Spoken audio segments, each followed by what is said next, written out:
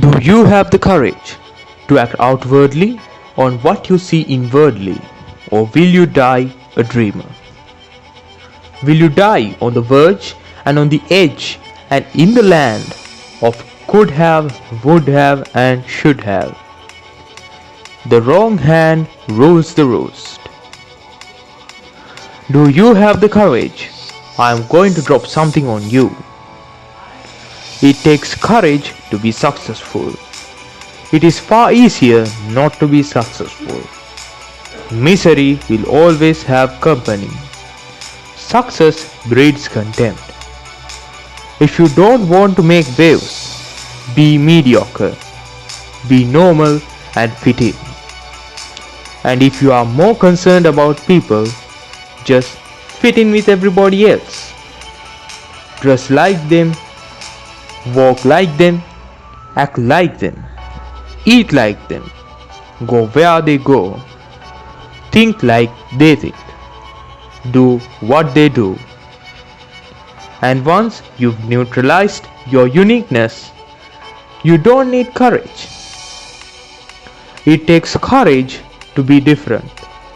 It takes courage to go where you've never gone before.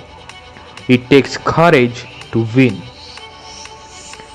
People don't talk about people that don't win. If you win, they are going to talk about you. Do you have the courage to stand there till the storms keep raging and the people get to talking, and you stand there and saying, I've come too far to turn around? Do you have the courage? Unless I'm going to say something to you. It takes courage to be exceptional. It takes courage to be wise. It takes courage to be rich. It takes courage to be educated. It takes courage to be knowledgeable.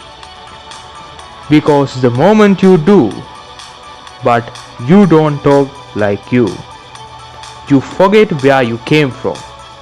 It takes courage.